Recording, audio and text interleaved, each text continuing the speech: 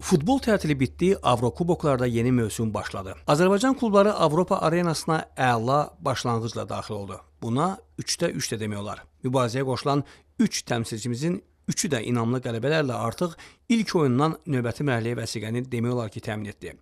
İlk meydana çıxan Çempionlar Liqasındakı təmsilçimiz Sabah oldu. Azərbaycan çempionatındakı möhtəşəm çıxışdan, Qarabağın illərlə davam edən hegemonluğuna son qoymasından sonra Sabahı Avropada görmək maraqlı idi. Xüsusən də qitənin ən ali klub turniri olan Çempionlar Liqasında. Püşk də insafən Sabaha münasib rəqib vermişdi. US çempionu TNS-i keçməməyin bəraəti heç bir halda ola bilməzdi.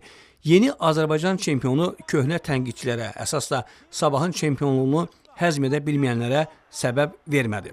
Çempion heyətini özəyini qoruyub saxlayan Sabah TNS ilə ilk oyuna optimal heyətlə, eksperimentsiz çıxmışdı. Start 11-liyi istisnasız son mövsümdə Sabahı çempionluğa daşıyanlar idi. Yeni transferlərdən yalnız ikisi, Severina və Aiden McCarthy oyunun sonunda meydana çıxdı. Bu səbəbdən yeni transferlərlə meydanda ətraflı tanışlıq imkanımız olmadı. Sabah US çempionu qarşısında aşkar şəkildə dominant futbol oynadı. Sadəcə qol vəziyyətlərini reallaşdırmaqda çətinlik çəkdi. Hesabın açılmasını 1 saatdan çox gözləmək lazım gəldi. Maçın taleyini isə Veljko Simić həll etdi.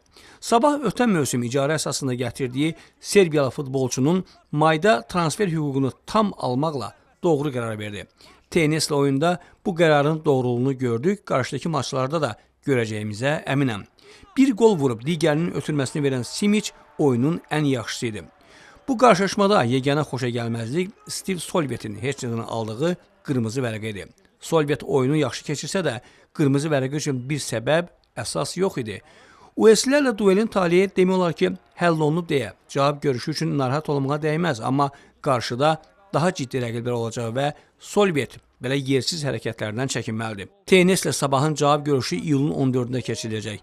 Komandamız növbəti mərhələyə yüksələcəyi halda Vardar Şimali Makedoniya Kups Finlandiya duelinin qalibi ilə oynayacaq. Bu komandaların ilk görüşünü Kups səfərdə 2-0 hesablı qələbə ilə qazanıb. Demək böyük ehtimalla Sabahın növbəti rəqibi Finlandiya çempionu olacaq.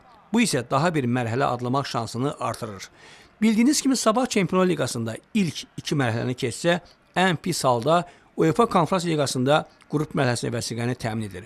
Bu ən pis haldadır. Ən yaxşı halda isə Sabahdan daha nüfuzlu turnirlərin əsas mərhələsini gözləyirik.